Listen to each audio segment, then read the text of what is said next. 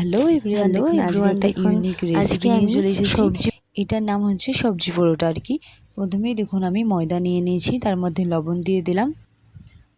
দেখুন সবজিগুলো এদিকে কেটে রেখেছি, আমাদের পছন্দ মতো সবজি নেবেন। আমি আলু নিয়েছি, গাজর নিয়েছি, টমেটো নিয়েছি, ধনেপাতা কুচি নিয়েছি, কাঁচা লঙ্কা নিয়েছি, পেঁয়াজ নিয়েছি, আর হচ্ছে কি শাক নিয়েছি। তারপরে দেখুন চিনি দেবো অল্পখানি। চিনি দিলে কি হয়, স্বাদটা আর দ্বিগুণ হয় আর কি, স্বাদটা অনেকটাই আসে। তার মধ্যে একটা ডিম দিয়ে দেবো। দেখুন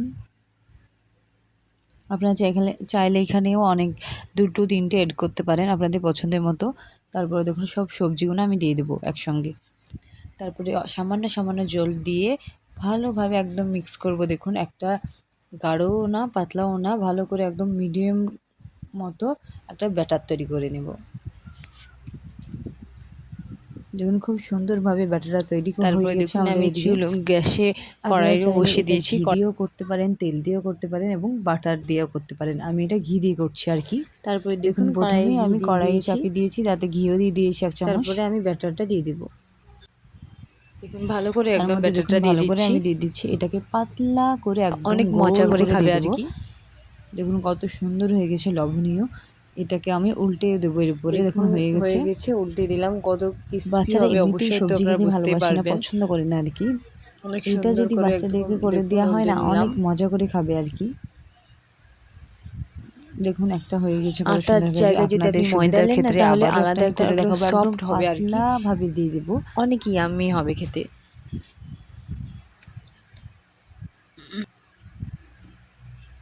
দেখুন একদম আবারও একটা দিয়ে দিয়েছি একদম ভালো করে চারিদিকে। এটা আস্তে আস্তে কি সুন্দরভাবে হবে।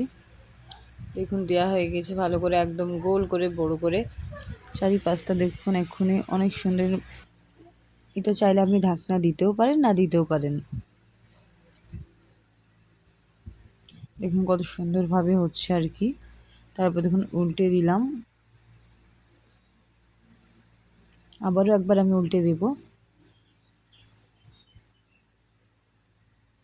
দেখুন কত সুন্দর একদম হয়েছে, পাতলা পাতলা। এটা আপনারা যদি আটার জায়গায় ময়দা ব্যবহার করেন না, একদম সফট হবে, এত খেতে মজা হবে তার ঠিক নেই। একদম সফট ইয়াম্মি হবে। আপনারা আটার বদলে অবশ্যই ময়দাই ব্যবহার করবেন, অনেকটাই ভালো হবে। দেখুন সব কয়টা আমার এদিকে হয়ে গেছে একটা একটা করতে করতে। দেখুন কত সুন্দর আপনাদেরকে দেখাবো আমি, একদম নরম সফট হয়েছে। আপনারা অবশ্যই বাড়িতে একবার ট্রাই করে দেখতে পারেন। এটা আমার মা বানায় আর কি, সচরাচর বাড়িতে বানিয়েই থাকে, অনেক ইয়াম্মি খেতে হয়। দেখুন কত সফট, আপনাদেরকে সেটাই দেখাচ্ছিলাম আমি আর কি। আপনারা হয়তো বুঝতেই পারছেন কত লোভনীয় হয়েছে খাবারটা।